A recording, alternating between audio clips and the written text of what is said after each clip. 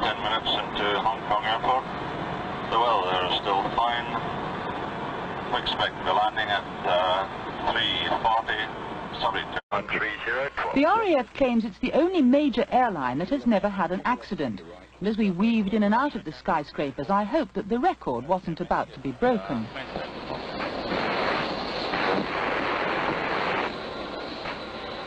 83%. 83%. Idle power. Wireless. Selected. Selected.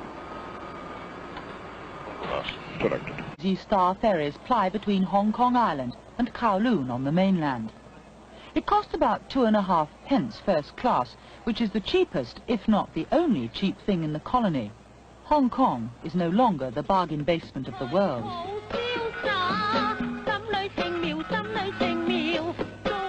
But every night the lights of Kowloon still provide one of the great free shows of the East.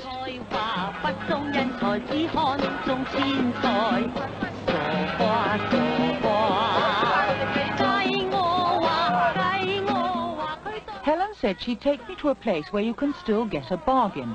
It's a ferryboat car park by day, but every night it's transformed into what the Chinese call a poor man's nightclub.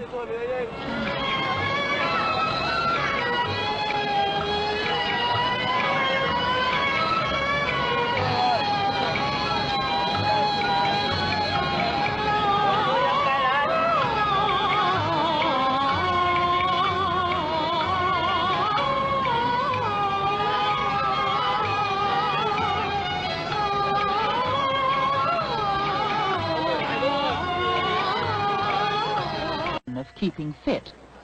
This seems like an ordinary Chinese shop. The shelves and drawers lining the walls look rather like an ironmonger's, but what they contain is definitely not hardware. Snakes have been part of Oriental medicine for more than 1,000 years.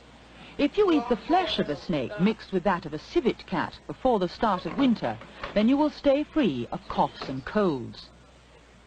This, like Tai Chi, is part science, part mysticism, and part superstition.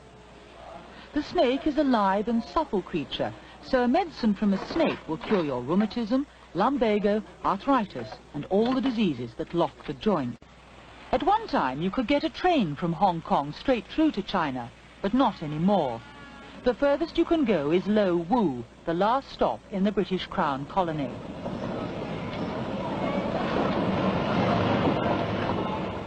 China is on the other side of that bridge. The railway lines run across it, but no train has travelled along those tracks for a quarter of a century. In a tropical downpour, I met Anthony Lawrence, who was the BBC's Far Eastern correspondent for 14 years, and asked him what happened to people bound for China. Well, they get off the train here, and then they go through the usual border formalities, provided they've got the re-entry permit or visa, no problem. Immigration, customs, passport, then over the bridge and onto a train the other side, which takes them to Canton. So there's no train that goes right the way through? No, there isn't. There used to be ages and ages ago, but now no. You have to get off the train one side, cross the bridge, and get on another. Now, who are the people going backwards and forwards?